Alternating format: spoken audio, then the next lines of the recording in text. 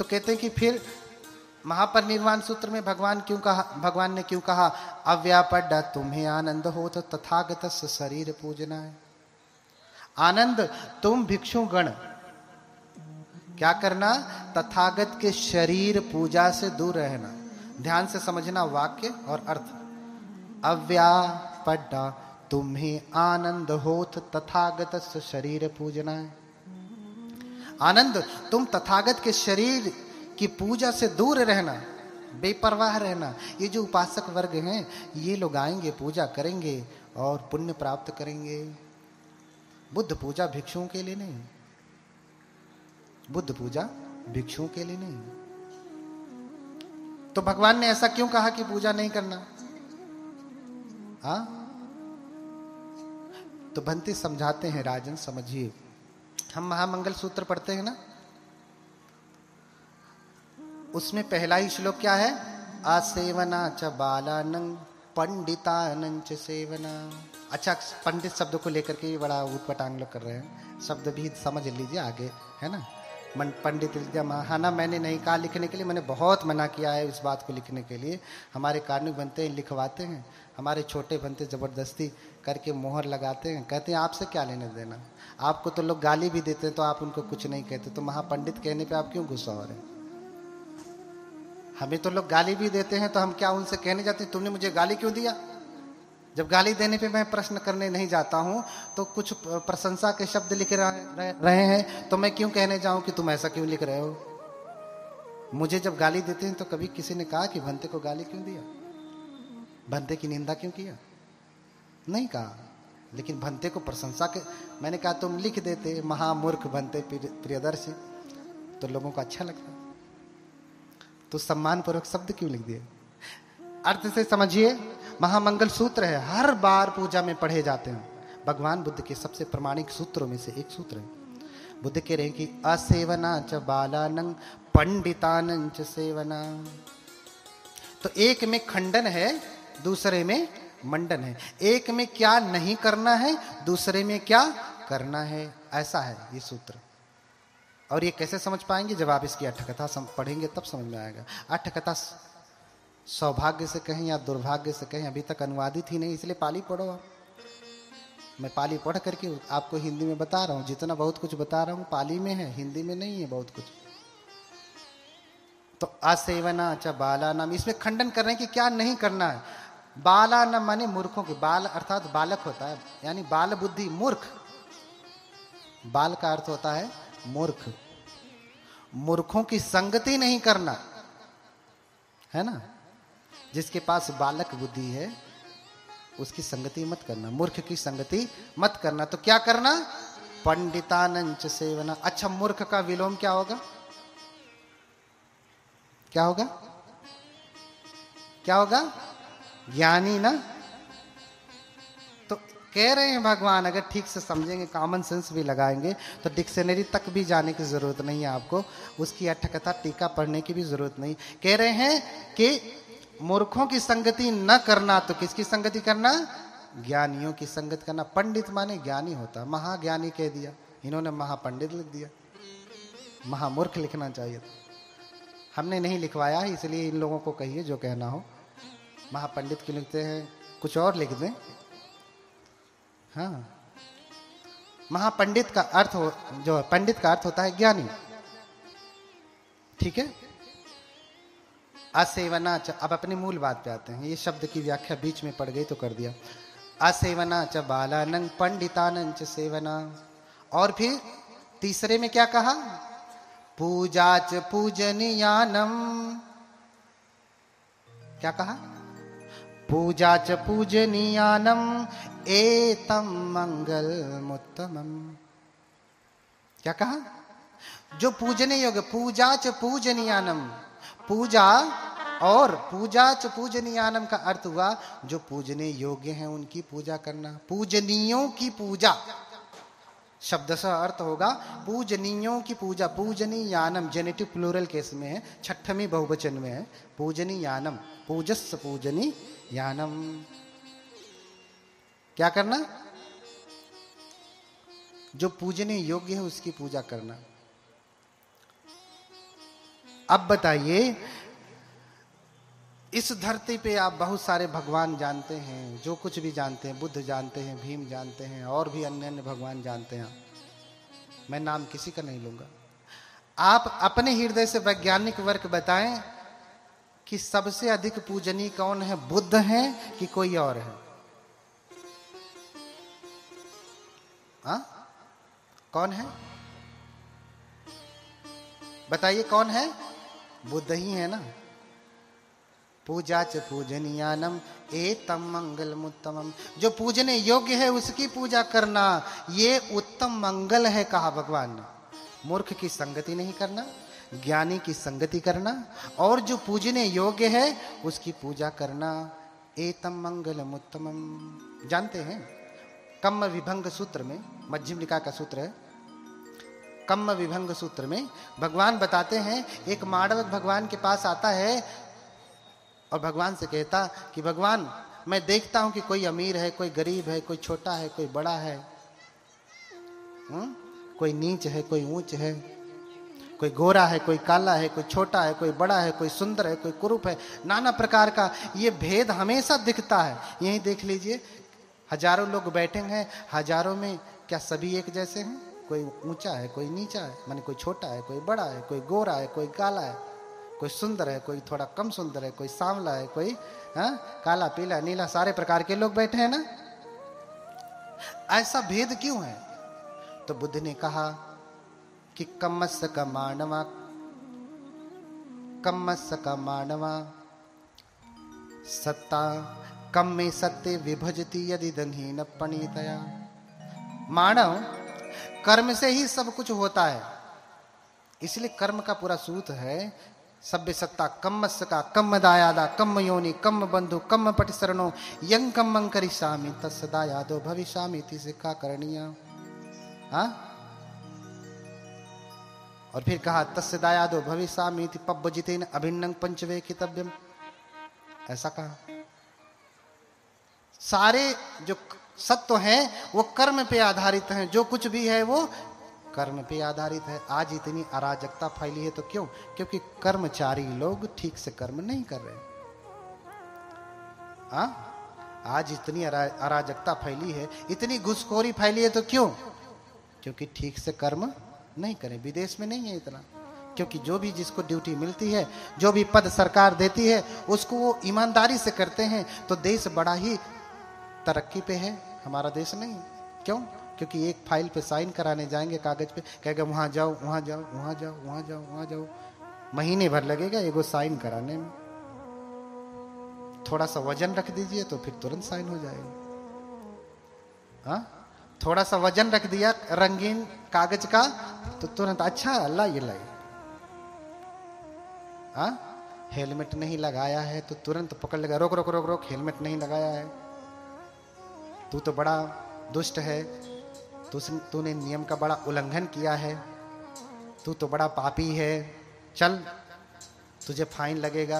अरे साहब कुछ मैनेज कर लीजिए, पीछे से हरी वाली नोट पकड़ा दीजिए जेब में, जा, अब तुम्हें पूरा ईमानदार बना के भेज दिया।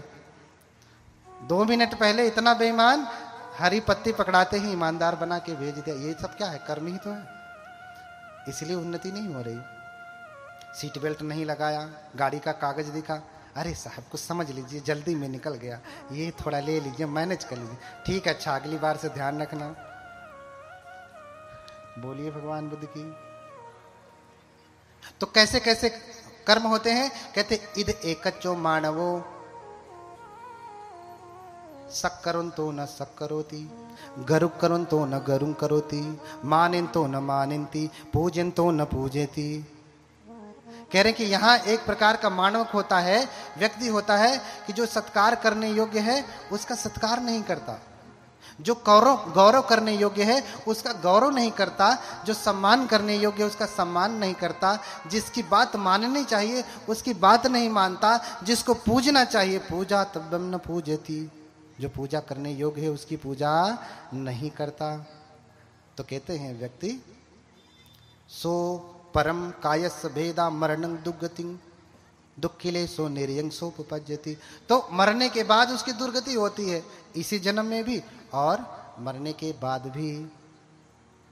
मैंने कल ही बताया था, कुछ चीजें अस्पष्ट हैं तो कल मैंने स्पष्ट किया था कि कैसे एक माँ का बेटा, एक ही माँ के दो बेटे, एक संत हो जाता है, एक जंगली हो जाता है। कैसे होता है, क्यों, उसमें कर्म का क्या रोल है, वो कल उस दिन हमने व्याख्या कर दी। आज नहीं करूंगा, आज से और स्पष्टीकरण हो जाएगा आपको। तो जो पूजने योग्य है पूजा नहीं करता है तो उसका फल उसको ठीक से नहीं मिलता। हमारे अपने जो गरीब लोग हैं, जिसकी सच में पूजा करनी चाहिए उसकी पूजा नहीं करते। जब तक ये लोग बुद्ध पुरुषों की पूजा करते रहे तब तक ये संपन्न रहे। क्या रहे, संपन्न रहे। और जैसे ही जानते हैं बौद्ध धर्म भारत से नष्ट क्यों हुआ, क्यों नष्ट हुआ, कहते हैं कि बौद्ध धर्म में विकृति हो गई।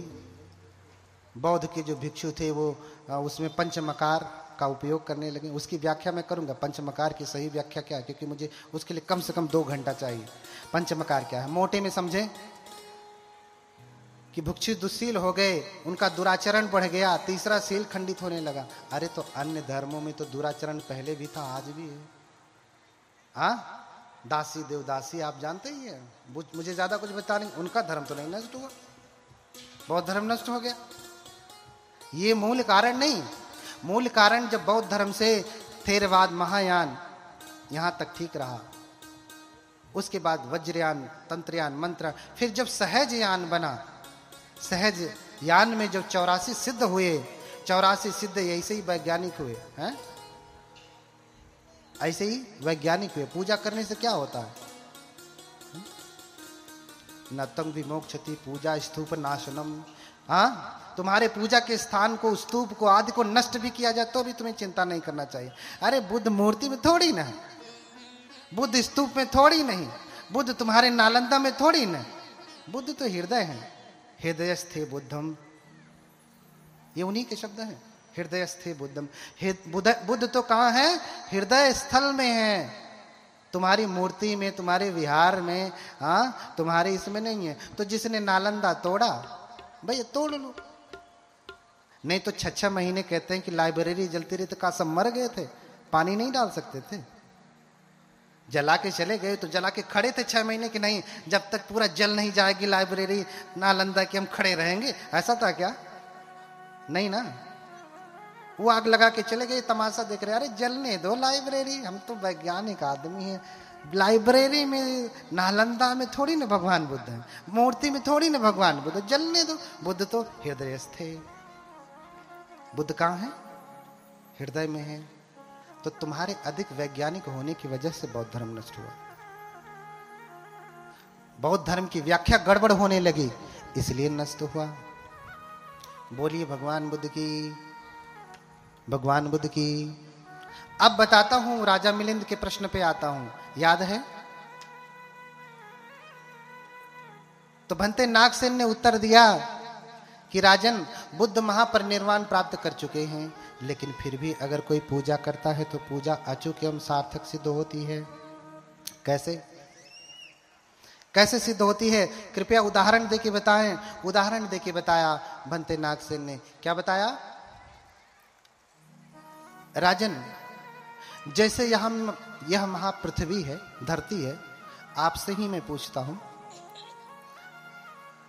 अच्छा अभी कौन सी फसल का समय चल रहा है, धान ना, अभी क्या कौन सी फसल बोई जाएगी, गेहूं बोई जाएगी ना, गेहूं बोया जाएगा या बोया गया होगा, शुरू हो गया होगा कहीं। अच्छा जब ये गेहूं का समय आया तो धरती ने, आपके खेत ने चिल्लाना शुरू कर दिया, अरे अनिल चंद्रा कब बोएगा, ऐसा कहा क्या। धरती कभी कहती है कि मुझ में बीज बोए जाएं। ध्यान से समझना तो समझ में आएगा बुद्ध की पूजा क्यों। धरती ने कभी कहा कि आओ मुझ में बीज बो। गेहूं का समय आ गया तो फोन किया था कि अरे ओधी खत्म होती है, कब बोईबे, जब सुखा जाए तब। ऐसा कहा क्या, नहीं कहा ना। और अच्छा 2 महीने पहले आप गेहूं लेकर के गए, चलो आज ही मैं बोऊंगा, तो खेत ने मना किया, अरे का तुम्हारा दिमाग खराब है, आज बोने आए हो, अभी समय नहीं है। ऐसा खेत ने कहा। तो क्या धरती कभी ये कहती है कि मुझ में बीज बोए जाए, या कभी धरती ये कहती है कि मुझ में बीज ना बोए जाए? नहीं। या कभी धरती ये भी कहती है कि तेरा खेत है, तेरा मन करे तो बो, मन करे तो मत बो? ऐसा भी कहती है क्या?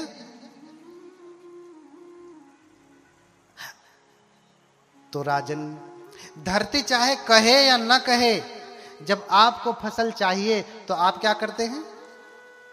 आप बोते हैं तो आपको फसल नहीं मिलती, अनाज नहीं मिलता।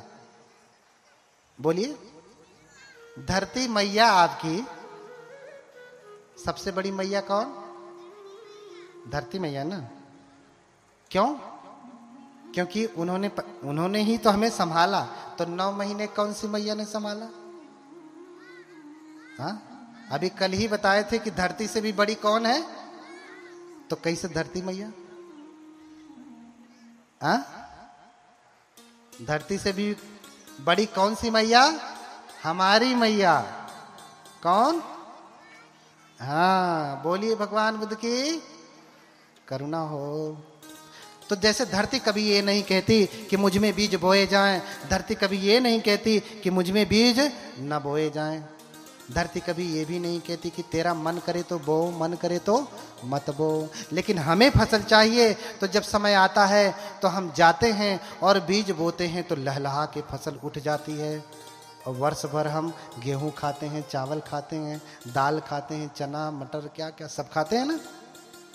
ऐसे ही बुद्ध कभी ये नहीं कहते मेरी पूजा करो, बुद्ध कभी ये भी नहीं कहते कि मेरी पूजा मत करो, बुद्ध कभी ये भी नहीं कहते कि तेरा मन करे तो कर, मन करे तो मत कर। लेकिन हमारा मन क्या कहता है? तो बुद्ध चाहे कहें चाहे न कहें, अगर हम बुद्ध को आश्रय करके पूजा करेंगे तो पूजा अचूक एवं सार्थक सिद्ध होगी। बोलिए भगवान बुद्ध की। समझ में आया? बुद्ध कहें या ना कहें, हम जब पूजा करेंगे तो हमें फसल मिलेगी, पूजा का फल मिलेगा। ये देखिए, ऑर्गेनो बजा रहे हैं ना, थोड़ा सा तेज आवाज में, ऑर्गेनो बजा रहे हैं ना।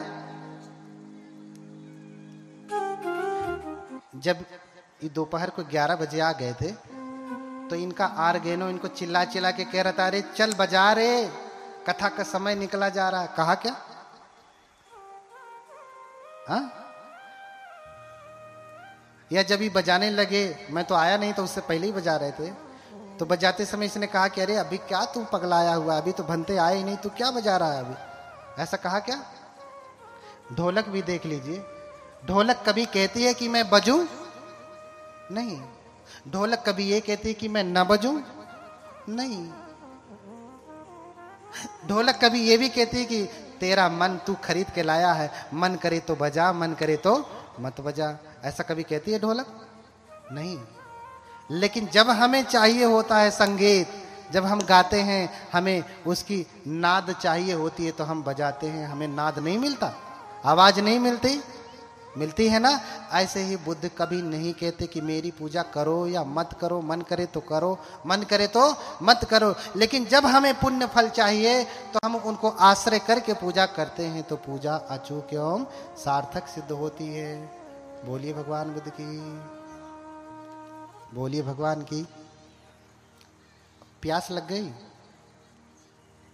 बोलत हई हम प्यास लगत है तोहरे। हाँ, बोलिए भगवान बुद्ध की। हाँ, तो इस प्रकार से 7, 8, 10 उदाहरण देकर के बनते नागसेन ने समझाया कि कैसे बुद्ध की पूजा अचूक एवं सार्थक सिद्ध होती है। धम्मपद की ही गाता है, पूजा रहे पूजयते। ध्यान से समझिए, लोग कहते हैं कि हमारे बौद्ध धर्म में तो पूजा शब्द ही नहीं। कितनी बार पूजा शब्द का मैंने उपयोग किया पाली में, लिख लीजिए, ढूंढ लीजिएगा। सूत्र भी बता दे रहा हूं कि इस सूत्र में है। बुद्ध कहते हैं पूजा रहे पूजयते बुद्धे यदि वसावके, पपंच समति कंते तीर्ण शोक परिदवे ते तादि से पूजय तो निबुतो अकुतो भये न सक्का पुण्यं संखातुम इमेतामिति केनचि। बोलिए भगवान बुद्ध की। कह रहे हैं कि पूजा रहे पूजे तो, अगर कोई पूजा की कामना से पूजा करना चाहे, अरहत की करे, श्रावक संघ की करे, बुद्ध की करे, है ना। पपंच समति कंते तीर्ण शोक परिदवे। क्यों पूजा करे? क्योंकि भगवान का जो श्रावक है, भगवान के जो श्रावक संघ हैं, वो तीनों शोकों को नष्ट करने में लगे हुए हैं। राग द्वेष मोह रूपी शोक जो है, जो आर्य की भांति तीर्णं शोकानंग, जो तीन शोक हैं वो आर्य